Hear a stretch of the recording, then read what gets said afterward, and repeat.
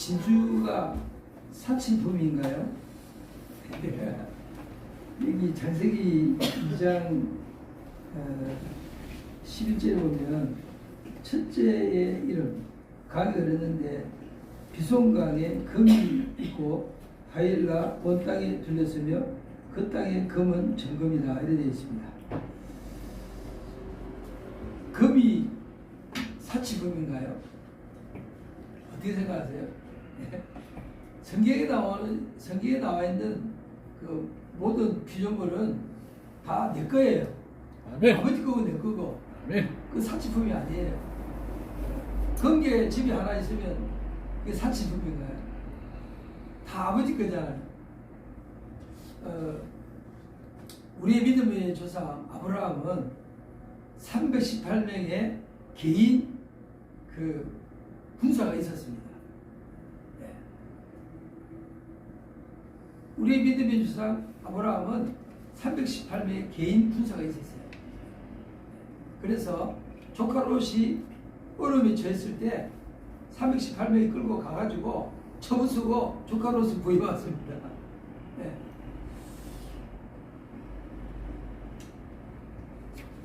예수님께서 영생을 가르치면서 부자 청년에게 너 있는 거 다 팔고 가난한 자에게 주고 나를 따라와라 이래가지고 기독교 특별히 이제 성도들이 부를 누리는 것에 대해서 마음 부담이 많아요. 왜냐 성경 전체를 보면은 예수님이 끝없이 나눠주고 베풀고 말세에 돈 사랑하지 말고 다 이렇게 가르쳤기 때문에 집에 재산이 있는 것에 대해서 크리스찬들이 마음이 좀 불편합니다. 그래서 참 청결하게 사는 사람을 좋아하죠. 그런데요 성경 전체 흐름을 볼 때 우리는 다양한 것을 인정해야 됩니다. 왜냐하면 욥은 동방에서 최고 부자라고 했어요. 욥은 동방에서 최고 부자인데 그가 하나님을 그처럼 잘생긴 사람이 이 지구상에 없었다고 되어 있습니다. 이 동방에서 욥처럼 하나님 사랑하고 욥처럼 견고하게 산 사람이 없다고 되어 있어요. 욥은 그 부를 누리면서 늘 일자리를 만들고 일자리 없는 사람이 일자리를 만들어주고 그리고 옷 없는 사람들 옷 입히고 그가 다른 사람 그러니까 도둑질하고 강도질하고 착취해가지고 부자된 게 아니고 하나님을 잘 섬기고 이웃을 잘 돌보고 그렇게 살았는데도 부가 욥에게 다 와가지고 그래서 욥은 동방의 최고 갑부라 되어 있어요. 그래서 우리가 이 땅에 살면서 삶의 다양성을 인정해 줘야 됩니다. 예수님이 가르친 대로 어떤 사람은 스스로 가난하게 된 사람이 있어요. 바울 같은 경우 그렇잖아요. 바울 같은 경우는 스스로 가난하게 산 사람이에요. 모든 걸 다 버리고 그리고 매맞고 채찍맞고 동족으로부터 핍박받고 그러면서 주님의 십자가 복음 하나 전하려고 평생을 나는 십자가 외에는 잘할 것이 없다. 왜냐하면 바울은 어떤 사람입니까? 예수 믿는 사람을 잡아 죽인 사람이잖아요. 그런데 예수 믿는 사람을 잡아 죽인 그 사람에게 예수님이 나타나가지고 야, 너 나 괴롭히지 마. 날 핍박하지 마. 그래서 예수님이 나타나서 영생하시는 예수님께서 바울에게 나타나니까 바울이 꼬꾸라져가지고 영생하신 주님이 붙잡은 거죠. 영생을 위해서 모든 걸 다 버린 거예요. 영생을 위해서 모든 것을 다 버린 것입니다. 나를 위해 자기를 위해서 십자가 지신 그 예수님을 바라보면 너무 기쁘고 너무 즐겁고 너무 그래서 사도 바울은 자기에게 나타나신 그 예수님을 위해서 자기 인생을 다 바친 거죠. 자, 그렇게 사는 사람이 있어요. 모든 사람이 다 그렇게 살아라. 이렇게 하면 문제가 생기는 거예요. 그리스도인은 다양성을 인정해야 됩니다. 성경을 보면은 다의 왕이 있잖아요. 그러면은 우리 중에 다윗처럼 왕대해가지고 나라를 다스릴 사람이 있어야 되잖아요. 우리가 황교안 개표에 왜 갑니까? 저분이 언젠가는 그래도 그리스도인으로서 나라를 한번 다스리면 좋겠다 이런 마음이 있으니까 황교안을 밀어주는 거 아니에요.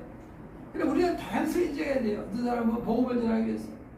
제가 한 40년 전에요 크로스비인의 그 책을 읽은 적이 있는데 그 책의 내용이 뭐냐면은 선교사와 목회자의 삶이 얼마나 다른가에 대해서 책을 쓴 게 있어요. 천국의 열쇠입니다. 그러시니까 천국의 열쇠. 그 책을 보면은요 중국의 선교사님 부부가 그렇게 그냥 고생하는 거예요. 그러다 너무 고생해가지고 사모님이 머리가 다 빠져버렸어요. 머리가 대머리가 된 거예요. 너무 고생해가지고. 그런데 어느 날 어떻게 하다가 사람들이 있는 앞에서 가발을 썼는데 가발이 벗겨져 버렸어. 그래가지고 이 사모님이 막 우는 게 나와요. 예. 그러니까 이제 그 선교사의 삶이 그렇게 고달픈 거예요. 그렇게 고달프게 자기 인생 전부를 바쳐서 중국에 선교하고 돌아왔는데 자기를 환영한 사람이 없는 거예요. 미국에 돌아왔는데 자기를 환영한 사람이 없어요. 근데요, 제이비 크로스빈의 그 천국의 열쇠에 이게 목회자에 대한 이야기가 나와요. 목회자는 이제 한 지역교회를 담임하잖아요. 지역교회를 담임하다 보니까 지역교회에 성도들이 모이면은 그 성도들이 자 목사님이 목회를 하는 것이 고맙잖아요. 고마우니까 대접도 하고, 또 교회가 이제 이렇게 모이면 성도들이 헌금을 하니까 그 헌금을 가지고 목회자 사례도 하고. 그리고 또 교회가 커지면은 사람들은 존경도 받고. 이래가지고는 돌아왔는데 같은 신학교 졸업한 친구인데 한쪽은 선교사를 가지고 돌아왔는데 자기 부인은 그냥 사모는 대머리가 되고 아무도 환영하는 사람 없고, 그리고 같이 신학교 졸업한 목회 자기 친구 목사는 와보니까 아주 많은 사람들이 인사하고 존경하고 막 그래서 천국의 열쇠라는 책을 쓰셨어요. 누가? 작가가.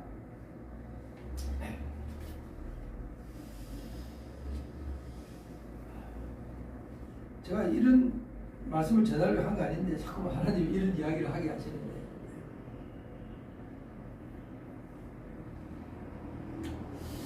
우리 요엘교회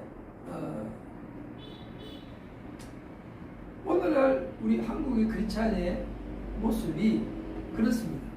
한국의 크리스찬들이 참 애국하고 나라를 사랑하고 노력하고, 그런데 인정을 못 받아요. 오히려 애국자들이 지금 왕따당하는 그런 분위기입니다. 지금 대한민국의 분위기가 뭔가 지금 잠가고 있는 거예요.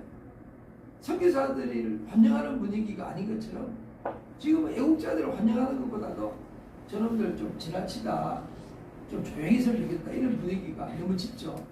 그러다 보니까 나라를 위해서 정직하려고 노력하고 부정선거하면 안 된다고 외치고, 5.18도 진실을 밝히려고 그러고 뭔가 진실을 밝히고 정직하게 살고 하는 이런 크리스찬의 문화가 오히려 멸시를 당하고 무시를 당하고, 그리고 이제 짓밟히는, 그래서 진리가 짓밟히는.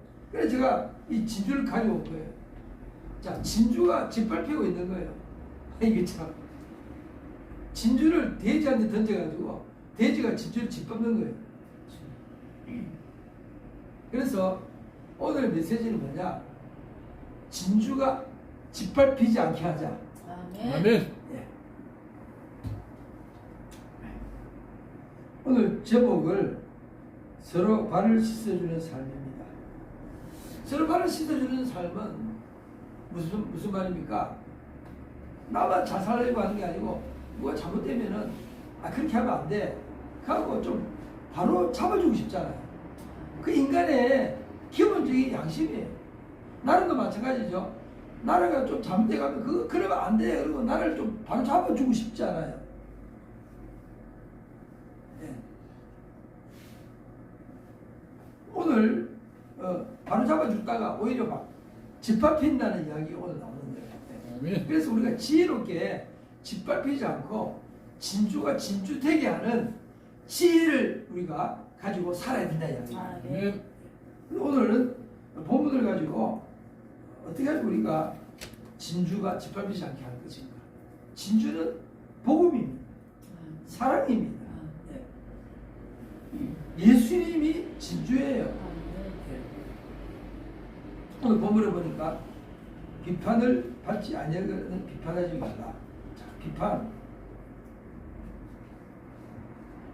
비판이라는 말은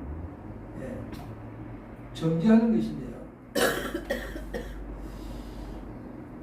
비판을 받지 아니하거든 비판하지 말라. 무슨 말이냐면은 영어 성경에는 God won't condemn you. 하나님은 나를 정죄하기를 원치 않는다. 하나님이 나를 정죄하기를 원치 않는 것처럼 너도 다른 사람들을 정죄하지 마라. 제가 박원순 서울시장과 싸울 때요, 저는 그를 정죄하지 않았어요. 왜냐? 목회자를 사랑해야 되잖아요. 미워하면은 실패하는 거예요. 그래서 바사락 선교회 김한식 선교사님 찾아가지고 목사님 저 좀 도와주세요.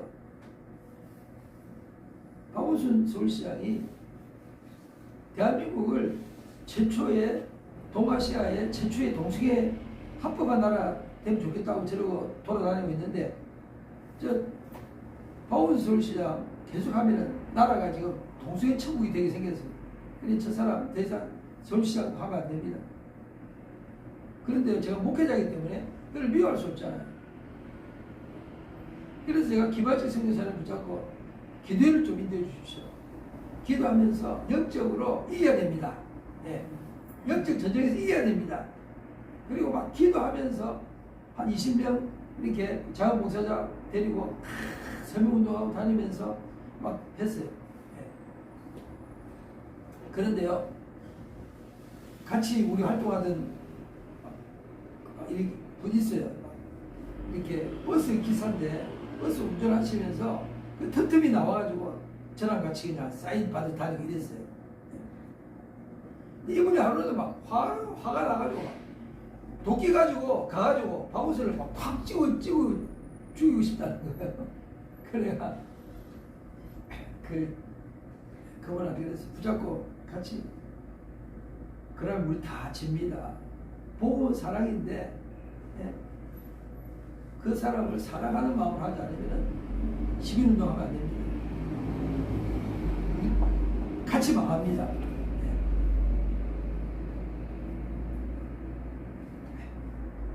그래가지고 그분을 말리면서 그러면서 막 기도를 했어요.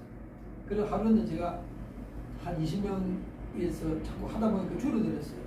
뭐 그거 자유롭지 못하고 막 핍박하고 와서 사진 찍어가고 막 박원순 쪽에서 그리고 막 이게 블랙카드도 못 붙이게 하고 마이크도 못 쓰게 하고 막 앉아서 그냥 입으로 떠들어서 설명 받아야 된다 그러고 막 얼마나 가슴이 심하지 막 제대로 못해요. 길거리에서 하면 매연 마시고 막. 그런데 하루는요 다 불러 모아가지고 우리 박원순 서울시장한테 복음 편지 썼다 그랬어요. 다 모여가지고 그분이 예수 믿어야 되니까 박원순 서울시장한테 복음 편지 쓰자, 예수 믿으라고 편지 쓰자 하고 다 앉았어요. 그리고 막 기도하고 쓰자 그러는데 단 한 줄도 안 나오는 거예요. 여기 모인 사람들이 단 한 줄도 안 나오는 거예요.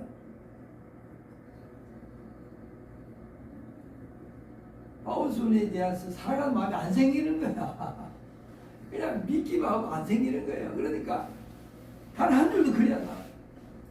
단 한 줄. 그래서 제가 고민하다가 혼자서라도 편지 써야겠더라고요.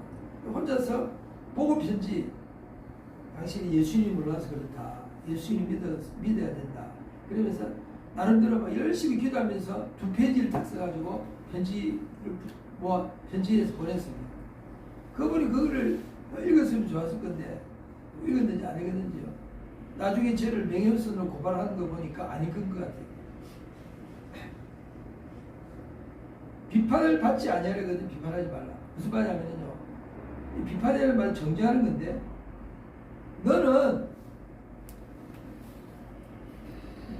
가서 내가 아무리 좋은 말 해도 너는 안 맡길 거야. 내가 너한테 예수님을 이야기해도 너는 안 받아들일 거야 라고 제껴놓지 말라는 이야기입니다. 그를 제껴놓지 말라는 거예요. 그러니까 제껴놓는 건 언제 이루어지느냐? 마지막 심판 때. 예수님 오시는 마지막 심판 때는 기회가 없어지는 거죠. 기회가 끝나는 거예요. 그러면 스스로 복음을 버렸기 때문에 깊은 정죄라는 말은 컨뎀인데요. 컨은 함께라는 말이고 댐은 유죄 판결을 내렸다. 유죄 판결과 함께가 딱 묶여져 있는 게 컨뎀이에요. 그러니까 유죄 판결과 함께라는 걸 떼놓지 못하는 거예요. 이거를 분리시켜야 되는데 인간의 죄를 이렇게 하나님의 심판을 그 사람에게서 떼내야 되는데 떼내지 못한 상태, 그냥 하나님 심판에 떨어지는 상태가 정죄예요. 그러니까 정죄는 마지막 하나님의 판단에 맡겨놓고 우리는 이 땅에 사는 동안에 그의 지위를 박탈하는 거예요. 나쁜 영향력을 미치는 그의 지위를 박탈하는 것이지 그를 미혹해서 죽이는 게 아니라는 이야기입니다. 아멘. 그 자리에서 내려오게 해야 되는 거죠. 그래서 우리가 정치권 보호막이 필요한 겁니다. 그 사람이 그 자리에 있으면 안 될 사람이 앉아 있는 거잖아요. 그러니까 그 자리에 앉아 있으면 안 될 사람이 그 자리에 있을 때 그 사람을 그 자리에서 내려오게 하는 게 그 사람을 사랑하는 거라는 이야기예요. 왜냐? 자기도 망하고 사람들도 망하게 하니까 더 이상 자기를 망치지 않고 세상 망치지 않고 그 자리에서 내려오게 하는 것이 그를 미워하는 게 아니고 그를 사랑하는 거라는 이야기예요. 이것이 오늘 1절의 말씀입니다. 하나님 나를 정죄하지 않는 것처럼 비판하지 않는다. 비판을 받지 아니하려거든 비판하지 말라. 비판을 받지 않는다 말은 하나님이 나를 비판하는 것을 내가 싫어하고 하나님이 나를 정죄하는 걸 내가 좋아합니까? 하나님이 나를 너는 더 이상 희망이 없어. 네가 지금 나를 안 따라오고 내 말을 잘 안 듣는 거 보니까 너는 희망이 없어 라고 나를 갖다가 제껴놓습니까? 그게 아니잖아요. 베드로가 예수님을 부인할 때 베드로가 예수님이 붙잡혀가는 때 예수님을 향해서 나 당신 모른다 그랬잖아요. 예수님이 지금 재판받는 자리에서 베드로가 예수님 어떻게 하나 이렇게 쳐다보고 있는데 옆에 있는 여자 종이 베드로 보고 너를 보니까 예수님을 따라다니는 사람인데 그러니까 뭐라 그래요? 나 예수님 모른다고. 아니야 맞아. 네 사투리 쓰는 걸 보니까 확실히 따라다니는 사람이던데 무슨 소리냐고. 아닌데 이러니까 뭐라 그래요? 예수님을 보니까 성경에 보면 예수님을 저주했던 데죠. 완전히 예수님을 버린 거예요. 그런데 그때 예수님은 뭐라 그랬어요? 이미 그 베드로가 예수님을 부인하기 전에 예수님께서 네가 내가 십자가에 못 박힐 때 너도 나처럼 같이 죽겠다고 지금 하고 있는데 조금 있으면은 너 나 모른다고 3번 부인할 거야. 그렇지만 난 너 사랑하기 때문에 내가 너를 위해서 기도한다. 기도하니까 네가 돌아선 다음에 제자들을 돌봐주라. 그러니까 예수님은 자기를 부인하기 위해서 알면서도 그를 위해서 십자가 지신 거예요. 그러니까 정죄를 하지 않았다는 이야기입니다. 돌아올 것을 믿었다는 이야기입니다. 이게 예수님 사랑이에요. 그래서 예수님은 우리를 끝까지 사랑하시고 오픈하시고 끌어안아 주시는데 결국은 누구예요? 그 사랑을 받아들이지 않는 것이 스스로가 정죄에 빠진다는 거예요. 우리는 끝까지 마음을 열고 사랑하는데 그가 사랑을 못 받아들이고 복음을 못 받아들여서 스스로 정죄에 빠져버립니다. 그 심판에 떨어지는 거예요. 그래서 예수님께서 뭐라 그랬어요? 내가 너를 심판하는 것이 아니고 마지막 때에 내가 한 말이 너를 심판한다.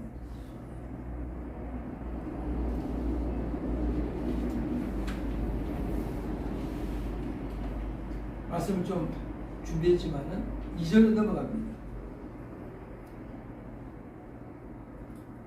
2절에 너희의 비판하는 그 비판으로 너희가 비판을 받을 것이요 너희의 헤아리는 그 헤아림으로 너희가 헤아림을 받을 것이다.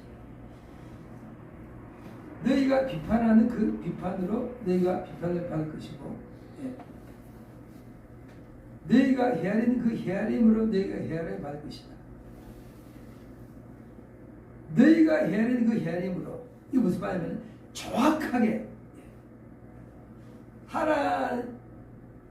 하나님이 나를 정죄하지 않고 하나님이 끝없이 나를 용서해 주는 것처럼 나도 그렇게 끝없이 용서해 주지 않으면은 끝없이 용서해 주지 않는 그것을 정확하게 하나님이 나를 대한다는 거예요.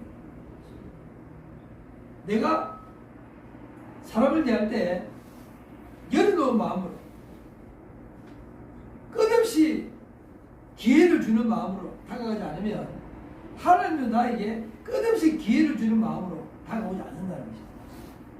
여러분, 내가 잘못했을 때 다시 돌아설 수 있는 기회가 있는 게 좋습니까? 한번 내가 잘못한 것 때문에 기회를 상실하는 게 좋습니까? 있는 게 좋습니다. 그렇죠. 그런데 예수님은 끝없이 기회를 주신다는 이야기예요.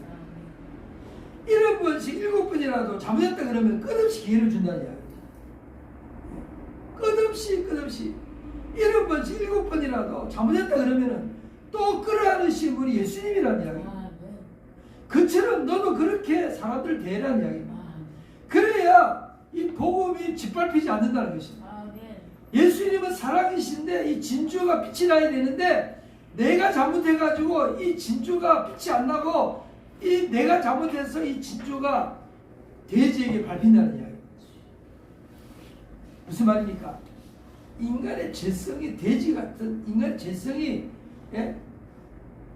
끝없는 사랑으로 끝없이 기회를 줄 때 그 인간의 죄성이 벗겨진다는 이야기입니다.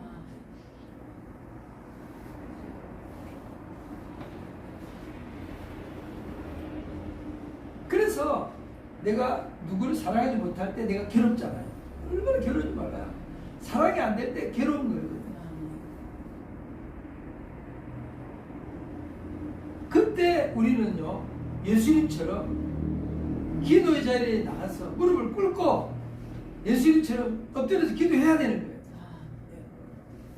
예수님이 십자가 앞에 놓고 기도할 때 얼마나 힘이 들었으면 아무리 사랑을 해도 병든 자 고쳐주고 죽은 자 살리고 오병이의 기적을 일으키고 물이 포도주로 변하고 아무리 기적을 많이 일으켜도 그리고 아무리 영생을 가르쳐도 사람들이 영생을 모르고 예수님이 하나님께로부터 왔다는 것을 모르고 오히려 예수님을 죽이려 할 때에 예수님께서는 이제 마지막 저들이 나를 죽이는데 저들이 나를 죽일 때 내가 죽은 다음에 살아나는 것으로 이제 부활함으로써 내가 하나님께로부터 왔다는 것을 증명하는 것 외에는 방법이 없구나.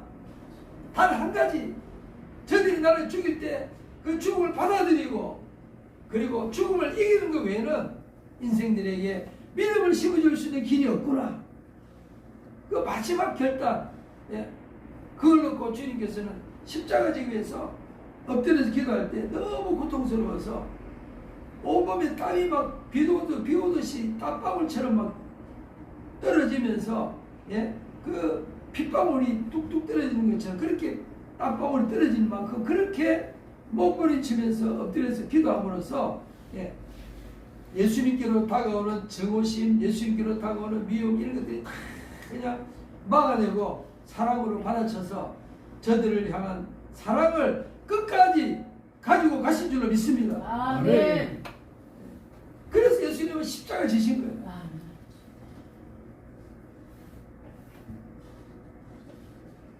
그래서 우리가 주의 사랑을 알고 그 주님의 사랑, 그 주님의 사랑이 얼마나 고통스러운 것인가요?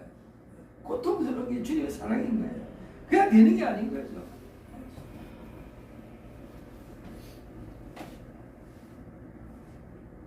그래서 끝없이 나를 향해서 또 기회를 주시고 또 기회를 주시는 그 주님을 내가 붙잡는 것처럼 그렇게 상대방도 끝없이 기회가 주어져야 된다는 거예요.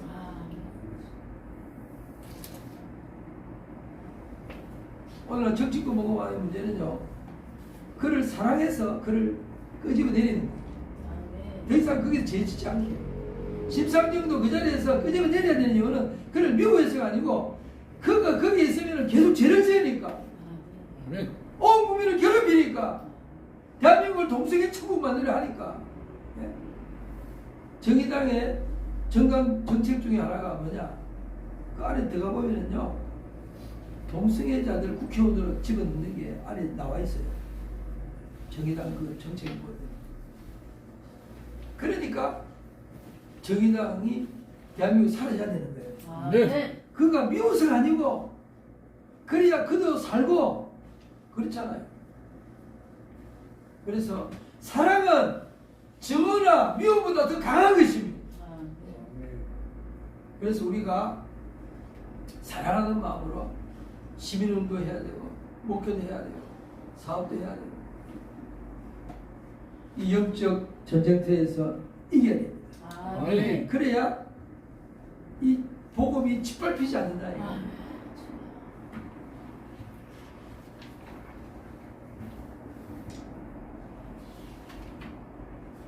3절 보면은 어찌하여 형제의 눈 속에 있는 티는 보고 너의 눈 속에 있는 덜보는 깨닫지 못하냐.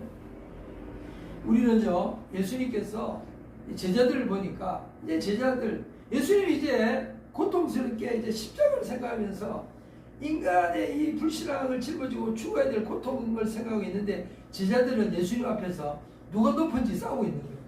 야, 네가 높은지. 아니야, 내가 높아. 내가 예수님 옆에 있을 거야. 그러고 자기가 막 싸우고 있으니까 예수님이 아주 기가 막혀가지고 예수님을 따라오는 게 뭔지도 모르고 그냥 서로 높아진다고 막 싸우니까 예수님께서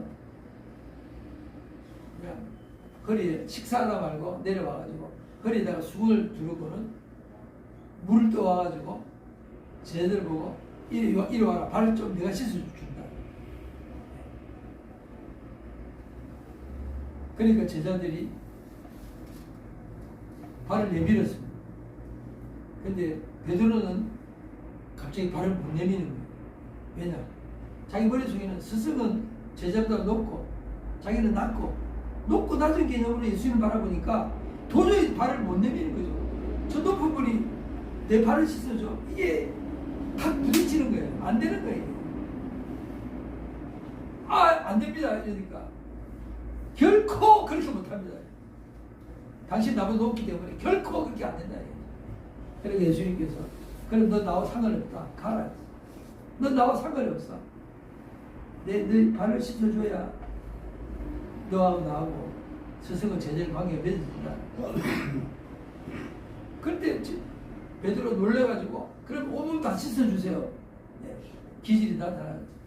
그러나 네가 나와 함께하기 때문에 몸을 씻을 필요 없다. 이미 몸은 깨끗하다. 예. 왜냐? 예수님과 함께 있으면은 예수님의 말씀으로서 계속 자라나기 때문에 괜찮아. 근데 발을 씻어주는 건 뭐냐? 이게요, 오늘 들보와 관계가 됐습니다. 어찌하여 현재 눈 속에 있는 티는 보고 내 눈 속에 있는 들보를 깨닫지 못하냐. 제가 이 말씀을 가지고 내가 기도했어요. 하나님, 도대체 티는 뭐고 들보는 뭡니까? 도대체 티는 뭐고 들보는 뭡니까? 그때 주님께서 저한테 깨닫게 해주시는 생각은 뭐냐? 티와 들보는요, 교만에 대한 문제를 다루고 있는 거예요. 들보는 뭐냐? 네가 얼마나 교만을 주는지 아느냐? 너는 너무너무 교만해가지고 너의 교만은 들보와 같다. 그런데 네 앞에 있는 저 사람의 교만은 티끌이야, 티끌. 그렇게 바라보라는 이야기입니다. 나의 교만은 들보처럼 큰데 상대방은요 티끌과 같다는 얘기예요. 그렇게 대할 때 복음이 짓밟히지 않는다 이야기. 아, 네. 내가 복음을 담는 그릇이 된다 이야기. 아, 네. 왜냐? 예수님은 십자가의 도를 가르치는데 십자가의 도가 뭡니까? 죽는 거잖아요. 죽는 것을 가르치는데 내가 교만하면은 복음이 들어가지 않는 거예요. 내 그릇 때문에. 그러니까 너는 이 복음이 짓밟히지 않기 위해서는 네가 얼마나 나는 막 높아지겠다는 네가 높아지려고 하는 그 생각이 얼마나 크다는 것을 알고 그렇게 너는 상대방을 대할 때 상대방은 너보다 훨씬 겸손한 사람이라는 걸 알아라는 이야기예요. 아, 너는 상대방하고 교만하다 하는데 네가 들보처럼 교만하고 상대방은 사실은 그냥 조그만 자존심 가지고 그냥 버티는 거야. 그렇게 거꾸로 생각하라는 이야기입니다. 그럴 때 십자가의 복음이 증거된다는 이야기입니다. 아, 네. 저 하나님 앞에 도대체 티가 뭐고 털보는 뭔지 물어봤어요. 그럴 때요, 덜보는 정죄하는 것이고 티는 정죄하지 않는 것인데, 팔복의 말씀 보세요. 팔복의 말씀 보면은 심령이 가는 자를 복이 있나니 천국이 저희 것이고, 애통하는 자는 복이 있나니 저희가 위로를 받을 것이고, 온유한 자는 복이 있나니 저희가 땅을 기업을 받을 것이고, 의에 줄이고 목마른 자는 복이 있나니 저희가 배부를 것이고, 긍휼히 여기는 자는 복이 있나니 저희가 긍휼히 여김을 받을 것이고, 화평케 한 자는 복이 있나니 저희가 하나님의 아들의 그를 받을 것이고, 마음이 청결한 자는 복이 있나니 저희가 하나님을 볼 것이고, 화평케 하는 자 복이 있나니 저희가 하나님 아들의 그를 받을 것이고, 의를 위해서 핍박받는 자는 복이 있나니 저희가 하늘의 상 크다. 그 안에 보면은요, 상대방을 비난하거나 정죄하는 게 하나도 없어요. 예수님은 죄인을 향해서 정죄를 한 번도 안 하시는 거예요. 그냥 품으시고 사랑하시는 거예요. 마치 하늘에서 햇빛이 온 누리에 깜깜한 이 빛이 비치지 않으면 세상 깜깜하잖아요. 이 깜깜한 세상에 그냥 빛이 확 비치는 것처럼 하나님은 빛으로 그냥 비추시는 거예요. 사랑의 빛이 그냥 한량없이 비추시는 거예요. 그 한량없이 비추는 빛의 통로가 되는 게 복음 전도자라는 이야기예요. 그래서 세수는 세 부대에 담아야 됩니다. 세수는 예수님이고 세 부대가 내가 돼야 되는데, 내가 세 부대가 되는 방법이 뭐냐? 끝없이 용서하시는 그 예수님처럼 나도 그런 그릇이 되면은 복음이 짓밟히지 않는다는 거죠. 복음이 복음되게 드러난다는 거죠. 돼지도 바뀐다는 거죠.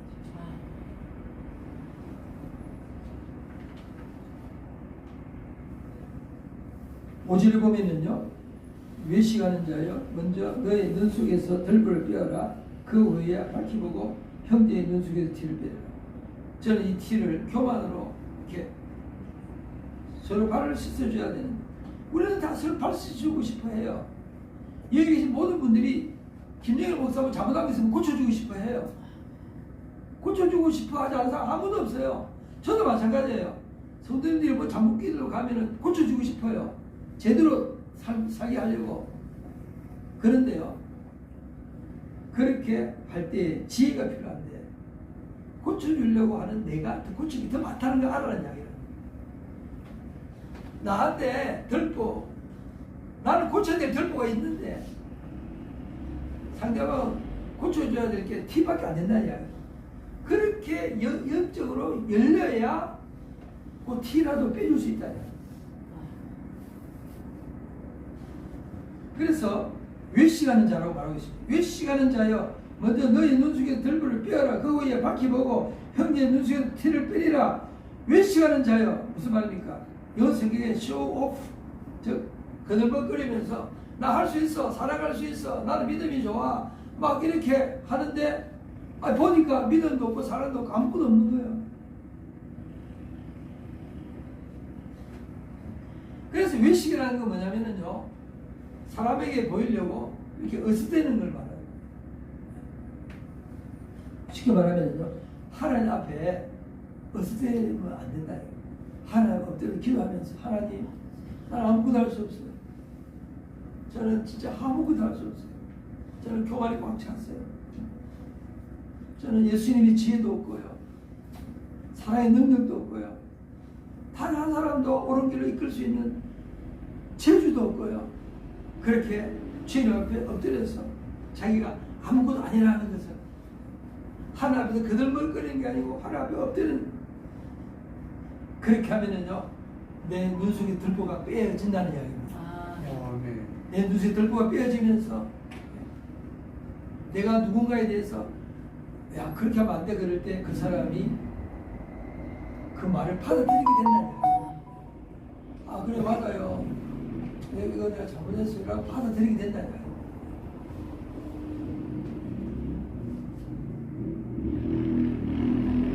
우리는요 우리 동양 문화잖아요. 특별히 우리 한국인은 정서적이잖아요. 정서적인 건 뭐예요?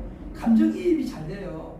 다 서로 사랑하고 싶고 서로 같은 마음을 가지고 싶고 다 그래요. 그런데 그렇게 할 수 있는 길이 있다는 것입니다. 우리가 하나 되고 서로 발을 씻어주고 서로 격려하고 힘을 합치고 그렇게 해서 예수님의 사랑을 드러내고 예수의 부활의 희망을 드러내고 할 수 있는 길이 있다는 것입니다. 왜냐? 예수님께서 티를 빼려고 하지 마라 이렇게 하지 않았잖아요. 티를 뺄 수 있다고 말씀하잖아요. 무슨 말입니까? 서로 발을 씻어줄 수 있다고 우리가 말하고 있는 거예요. 우리가 더불어 함께 살아갈 수 있다고 말하고 있는 거예요. 저는 신학교 다닐 때부터 공동체에 대해서 꿈을 꾸었어요. 제가 신학교 다닐 때 한국교회 살 길은 같이 살아가는 방법을 찾아야 되는데 좀 같이 살아갈 수 있는 길이 없나? 그래가지고 우리 신학교 친구들하고 큰 집을 한 개 구해가지고 같이 살아본 적이 있어요. 우리 같이 살아가는 걸 좀 배우자. 모여가지고 서로 어떻게 하면 서로 같이 살아가는 좀 배워보자. 그래가지고 2층 집이었는데요, 흰 집이었어요. 서로 돈을 모아가지고 큰 2층 집을 구해가지고 같이 살아보고 어떻게 하면 서로 그런데 힘들더라고요. 1년 동안 살면서 죽을 뻔했어요. 서로 성격도 다르죠, 생각도 다르죠. 1년하고 포기해서 1년하고 그렇게 같이 사는 게 힘든 거예요.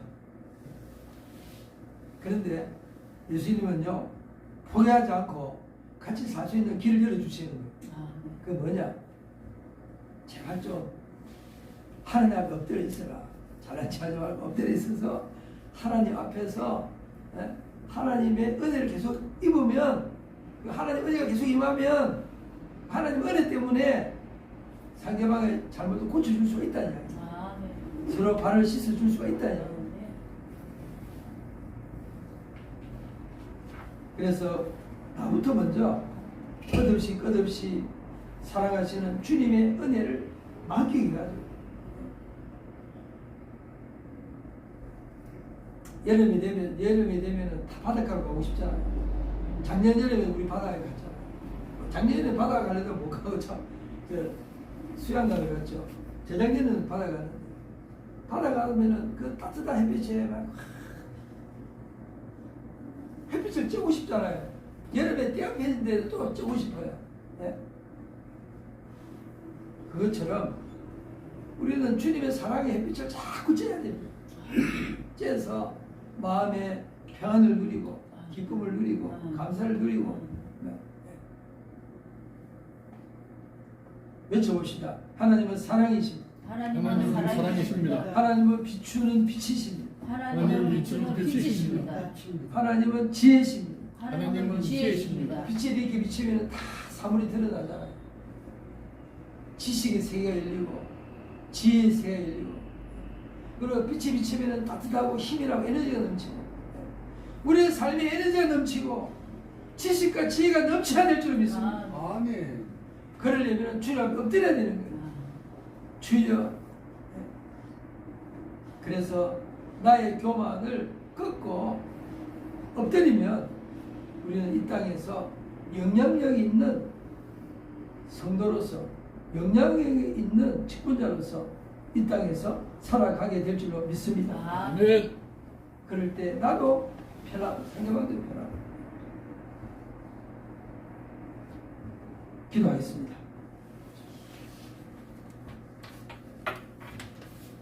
하나님 아버지, 복음은 진주입니다. 그리고 예수님은 진주처럼 빛나시는 분이십니다. 우리가 잘못해서 진주가 돼지에게 밟히지 않게 해주시옵소서. 주여, 진주가 진주되게 하시고 진주가 아름다운 여인의 목걸이가 되게 해주시옵소서. 주여, 믿습니다. 복음을 오해하지 않게 하시고 하나님의 능력도 오해하지 않게 하시고 우리가 깨어있게 주시옵소서. 아멘. 그래서 이 땅을 변화시키게 해주옵소서. 아멘.